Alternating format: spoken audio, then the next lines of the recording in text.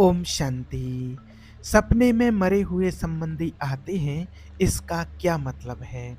ये सवाल बहुत लोगों का है, जिनके परिवार से कोई चले जाते हैं, कोई अचानक शरीर छोड़ कर के चले जाते हैं, जिनसे वो नहीं मिल पाते हैं, या फिर कोई सामने मिल भी लेते हैं, उसके बाद भी शरीर छोड़ कर के उनके सामने ही गए हैं। तो वो उनके सपने में आते हैं, उनको दिखते हैं। तो लोग बड़े परेशान रहते हैं कि आखिर वो हमारे सपने में क्यों आ रहे हैं, वो हमें दिख रहे हैं। बहुत से लोगों ने इस सवाल को पूछा है। एक माताजी हैं, वो कहती हैं कि उनका बेटा चला गया है। वो कहती हैं कि वो दिखता है लेकिन बोलता कुछ नहीं है, तो क्या उसको कुछ चाहिए है हमसे? एक बहन है, वो बोलती उनके पति चले गए हैं, अचानक से उनसे मिल नहीं पाए थे, एक्सीडेंट हुआ था उनका।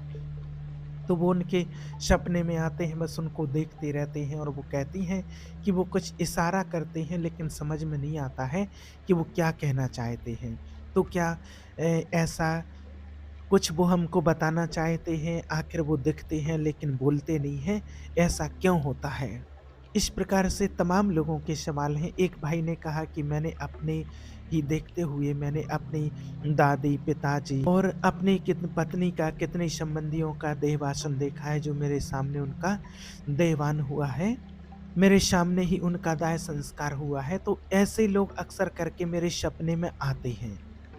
और कई लोग ऐसा भी कहते हैं कि हमारे कोई संबंधी गए हैं, तो मुझे ऐसा लगता है कि वो कष्ट में हैं और मुझे कष्ट में दिखाई पड़ते हैं। तो फिर क्या फिर वो कष्ट में हैं, या उनको कोई प्रतिकूल व्यवहार का परिणाम है, या वो हमें कोई मैसेज देना चाहते हैं, या वो आत्मा किसी प्रकार से कोई कष्ट में है, या फिर हमारी किसी प्रकार की कोई सेवा भाव में कमी रही है, उसके कारण से वो आत्माएँ हमें दिख रही हैं या कुछ कहना चाहते हैं? तो देखिए, आपको बताएँ कि देखिए, ऐसा कुछ भी नहीं होता है। ये सपने जो होते हैं, जो सपने जिसको हम बोलते हैं, तो सपने होते हैं 3 प्रकार के, जिसको दुनिया में लोग समझ नहीं पाते हैं। एक होता है जिनसे हमारा मानसिक संबंध बहुत गहरा रहा हुआ हो। वो बिना किसी कारण के कल्पनात्मक दृश्य उनके सामने हमारे प्रदर्शित करना। और एक होता है जिनका कोई अस्तित्व नहीं है, ऐसा सपना हमारे सामने आना। और एक होता है भागवतिक सपना, किसी महान पुण्य आत्मा, किसी महापुरुष का आगमन होना, ये सत्य के अंतर्गत आता है। वो कभी-कभी महान पुण्य आत्माएँ रही हों, जो परमात्मा की साधना में लीन रही हों, वो आपको कभी-कभी कुछ इशारे दे सकते हैं। अब तो क्या होता है कि मन तो हमारा बहुत से संस्कारों से, संबंधियों से जुड़ा होता है, तो हमें कोई इतना ही सपना नहीं आता है, और बहुत सारे सपने आते ही रहते हैं, कभी न कभी आए दिन किसी न किसी को कुछ न कुछ सपने आते ही रहते हैं, जिनका कोई मतलब नहीं होता है।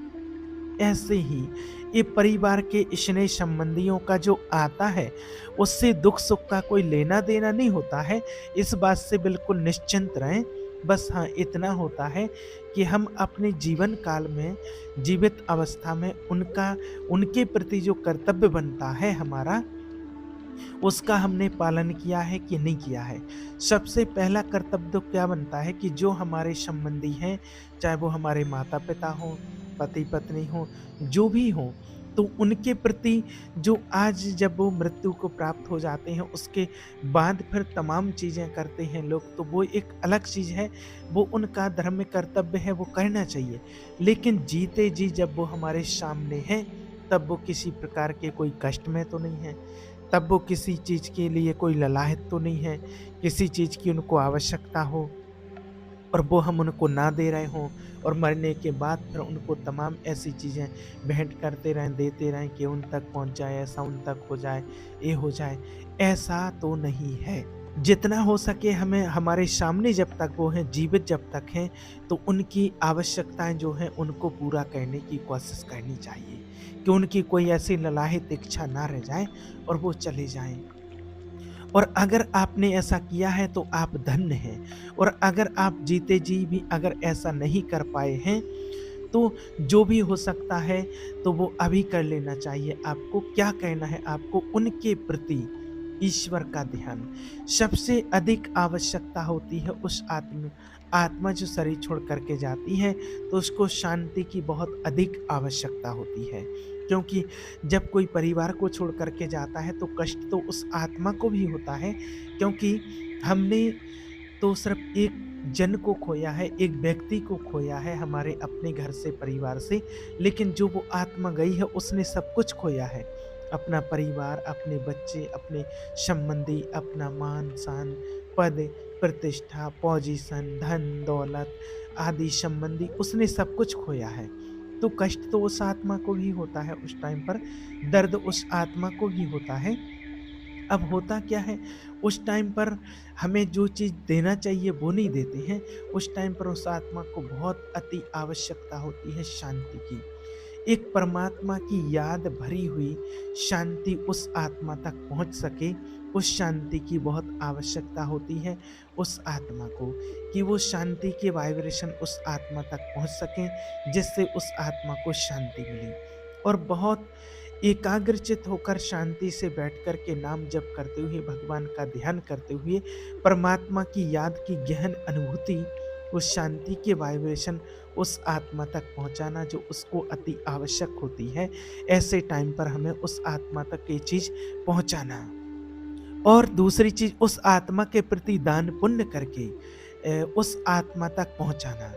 आप जो भी कर रहे हैं उनके प्रति, जैसे छोटे-छोटे बच्चों को, ज़्यादा कुछ नहीं कर सकते, आपको कोई बात नहीं, कोई ज़रूरत नहीं है, आप नहीं कर सकते, आपके पास व्यवस्था नहीं है। आप जितना कर सकते हैं, 2 छोटी-छोटी गरीब कन्याओं को, 5 कन्याओं को भोजन कराना, या फिर उनको थोड़ा बहुत जो उनको पसंद था वो चीज़ खरीद कर के देना। छोटी कन्याओं को वस्त्र देना, 5 कन्याओं को, गरीब कन्याओं को, 2 कन्याओं को, जितना आपसे हो सकता है उतना। अगर आप समर्थ हैं तो 10, 25, 50 कन्याओं को कर सकते हैं, तो और अच्छी बात है, लेकिन आप समर्थ नहीं हैं तो कोई बात नहीं। जितना आपसे हो सकता है बस आप उतना कीजिए। छोटी कन्याओं को बुलाइए, अपने घर पर बुलाइए और उनको अपने हाथ से बना कर के भोजन खिलाइए। घर में भोजन बनवा कर के प्रेम से उनको भोजन करवाइए, और जो कुछ हो सकता है आप उनको दीजिए। कोई वस्त्र दे सकते हैं तो वस्त्र, नहीं छोटी-मोटी चीज़ जो भी आप दे सकते हैं, और निस्वार्थ भाव से आप फिर उस आत्मा को याद कीजिए और परमात्मा को याद करते हुए कहिए कि हे प्रभु, इसका जो भी पुण्य मिले तो हमारे जो पूर्वज हैं, जो हमें छोड़ कर के चले गए हैं, ये पुण्य उन आत्माओं तक पहुँच जाए।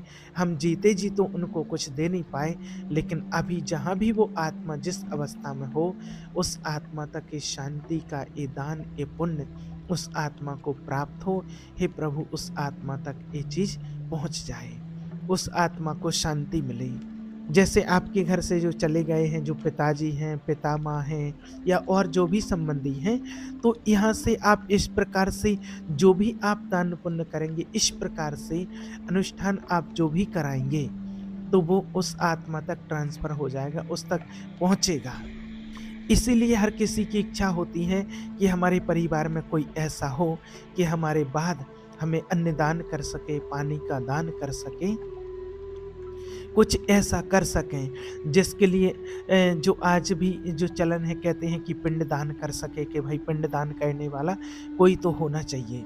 तो इसका वास्तविक भावार्थ अर्थ यही है कि हम अपने पूर्वजों के लिए जो हमने किया है वो व्यवहार आपको पता है, लेकिन अगर आपको कुछ लगती है, कुछ और कहना है और उन तक कुछ पहुँचाना है, तो आप इस प्रकार से उन आत्माओं तक शांति का दान आप पहुँचाते रहिए और पहुँचाइए।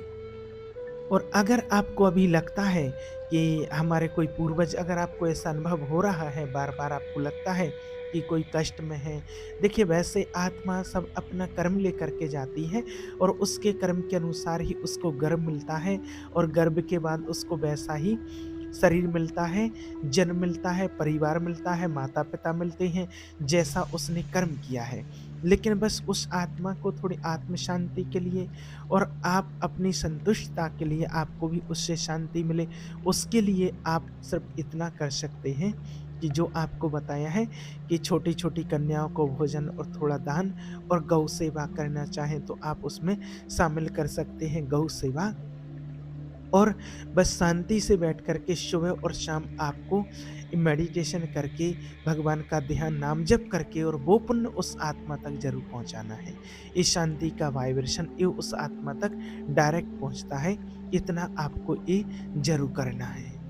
इससे क्या होता है, जब आप शांति का दान देते हैं तो उस आत्मा को वह सुकून और शांति की महसूसता होती है। वो आत्मा जहाँ कहीं भी होगी, जिस अवस्था में होगी, उस आत्मा की उन्नति होने लगेगी। और खासकर बात आपको बताएं कि जो ईश्वर के संदेश वाहक होते हैं, बहुत पुण्य आत्मा रहे हुए फरिश्ते होते हैं, उनके अलावा और जो कुछ भी आते हैं वो सब कुछ मिथ्या ही होता है। इस बात को आप मानिए, क्योंकि जैसे आप सपने में देखते हैं कि मैं ये कर रहा हूँ, मैं कहीं दौड़ रहा हूँ, कहीं नदी में गिर रहा हूँ, कहीं नहा रहा हूँ, कहीं कुछ होता, तो ऐसे में कुछ होता है क्या? कुछ भी नहीं होता है। आप नदी में गिर गए हैं, आप डूब रहे हैं और आप घबरा रहे हैं और एकदम से नींद खुली, आप अपने बिस्तर पर होते हैं, शैया पर हो, देखते कुछ नहीं, तो उससे कुछ होता है क्या? अब इसी को अगर आपने किसी को बता दिया कि हमारे संबंधी दिखे हैं, हमारा बेटा-बेटी, माता-पिता, बंधु जो भी हैं आपके परिवार से पूर्वज चले गए, वो दिखे हैं, तो इसी में लोग बहुत भ्रमित कर देते हैं, अरे वो आत्मा भटक रही है, उस आत्मा के लिए मुक्ति नहीं मिली है और उसके लिए हम ऐसा अनुष्ठान करेंगे, इतना पैसा दो, उसके लिए ऐसा कहना होगा, ऐसा कहना होगा, नहीं तो प्रेत बन जाएगी, नहीं तो ऐसे तमाम लोगों को भ्रमित कर देते हैं, लोग परेशान हो जाते हैं। लेकिन सत्य यही है कि ऐसा कुछ भी नहीं होता है, कुछ भी नहीं हो सकता। ये तो सिर्फ स्वप्न होता है बस।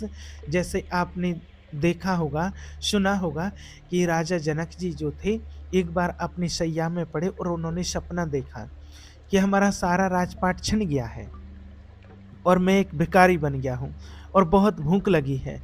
अब माँगे तो उनको थोड़े से चावल और दाल मिले एक जगह भिक्षा में, और फिर मटकी में, मिट्टी के पात्र में उन्होंने लकड़ी बीन करके खिचड़ी पकाया। अब वो खिचड़ी पक के तैयार होने वाली थी। अब 2 सांड आए लड़ते-लड़ते, और वो ऐसा लड़े कि लड़ते-लड़ते और वो खिचड़ी पूरी वहीं बिखर गई। अब भूख से व्याकुल, और अरे वो एक क्या, वो पूरा मेहनत किया हुआ पूरा भोजन बिखर गया है, और एक घबराए और एकदम से उनकी नींद जब खुलती है तो देखते हैं कि महाराज जनक की सैया सैया पर हैं। अब उनने कहा ये सत्य है कि वो सत्य है? जो अभी जनक भूखा डोल रहा था, भीख माँगा और वो चावल दाल पका रहा था, वो सपना सत्य है कि वो जनक जो देख रहा था वो सत्य है, या ये सत्य है? तो उस समय ना वो सत्य था, ना इस समय ये सत्य है, तो फिर सत्य कौन है? अब उनकी सभा में बड़े-बड़े ज्ञानी महात्मा बैठे हुए थे। अब वो उन्होंने प्रश्न किया करके कि ये सत्य है या वो सत्य है? सत्य क्या है? अब कुछ उसकी व्याख्या हो तो समझ में आए। अब ये सत्य है कि वो सत्य है, कोई उत्तर ही ना देवे। जब ये बात अष्टावक्र जी को पता चली तो वो सभा में आए, उनकी नवीन अवस्था थी, सभा में आए और जनक जी से बात की। जनक जी ने कहा कि ये सत्य कि वो सत्य? तो अष्टावक्र जी ने कहा कि ना तो ये सत्य है राजन, और ना जो तुमने स्वप्न देखा था ना वो सत्य है।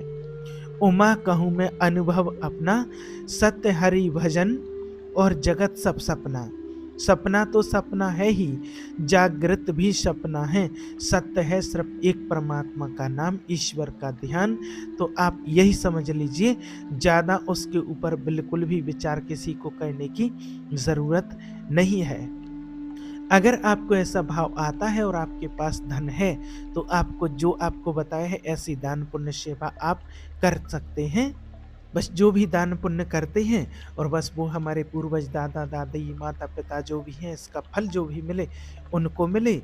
और आप सुबह शाम भगवान का ध्यान करते हैं, नाम जप करते हैं, मेडिटेशन करते हैं, और इसका जो भी फल मिले ये हमारे बाबा को, माता पिता को, उनको प्राप्त हो। फिर उससे शांति मिलती है और उस आत्मा को अनुभूति भी होती है और उन आत्माओं का कल्याण होता है। बस आपको इतना ही कहना है और ज़्यादा कुछ नहीं कहना है। बाकी ज़्यादा सपने का कोई विचार नहीं करना है कि क्या देखा, क्या आया, ये सब व्यर्थ होते हैं। हाँ, अगर कोई महान आत्मा, पुण्य आत्मा जो ईश्वर की साधना करने वाले रहे हुए हैं, वो आएँ और वो कुछ इशारा दे रहे हैं तो वो बात एक अलग होती है। बाकी और तो सब व्यर्थ ही होता है। इस व्यर्थ में फँसो मत। और नहीं, बाकी की दुनिया में आप किसी से भी बात करोगे ना इस प्रकार से, तो वो आपको फँसा देंगे। एक बहन है, उससे 45,000 रुपए ले लिए हैं किसी ने अनुष्ठान करवाने के लिए। उसके पति की डेथ हो गई थी और उन्होंने देखा, मुझे सपने में दिखते हैं, वो मुझसे कुछ कहना का चाहते हैं। कोई तंत्र मंत्र वाले होंगे, उन्होंने कहा हम अनुष्ठान करेंगे, ये करेंगे, वो करेंगे और 45,000 रुपए चाहिए हमको, पूजा की सामग्री खरीदना है, अनुष्ठान के लिए कहना, वो कहना, तमाम चीज़ें, और उन्हें ऑनलाइन डलवा लिए। उस दिन से आज तक ना कॉल उनका रिसीव हुआ, ना बात हुई है, ना कुछ नहीं हुआ है। आप खुद समझिए कि जब जागृत अवस्था में स्वप्न होता है, तो सपना तो फिर सपना है ही, वो तो है ही। भगवान ही एक है जो सत्य है, ईश्वर ही सत्य है।